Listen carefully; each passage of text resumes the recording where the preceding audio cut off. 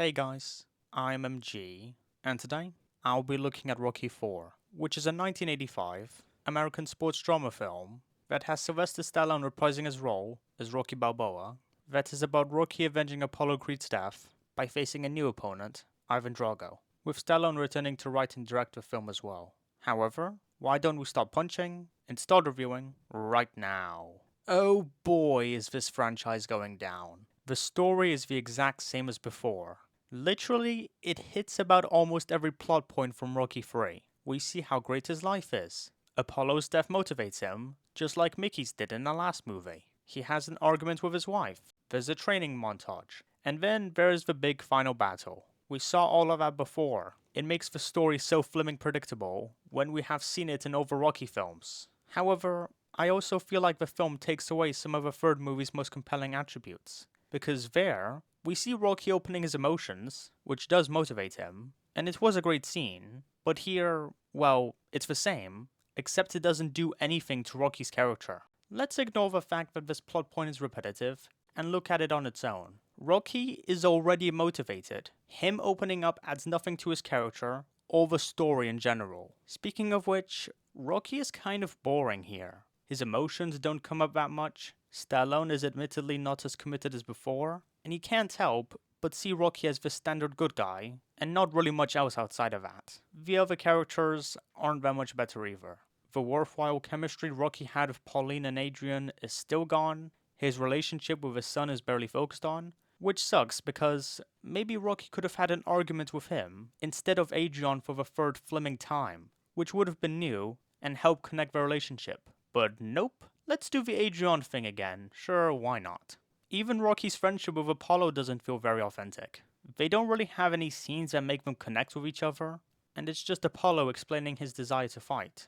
And it was solid. I appreciate that they gave him something interesting, but it doesn't exactly make him or his chemistry with Rocky all that engaging, despite Carl Weathers still being great in his acting. People have been complimenting Ivan Drago as a villain, and, well, he's better than Clubber Lang, I can legit take him seriously, and Dolph Lundgren is solid in his performance, but the character is pretty one note, and you could have made him interesting by making him fight for his country, but as it turns out, he's doing it for himself. So that pretty much takes away his complexity, and the Cold War themes feel so unnecessary. It doesn't correlate with the plot at all, it's not all that fleshed out, and just felt a bit off compared to the rest of the film, which was basically a rehash. The tone also felt a bit messy. It turns from a happy to a sad feeling way too often, and some moments feel a bit unnatural, with a tone being a huge part of that. Living in America is also not a very good song.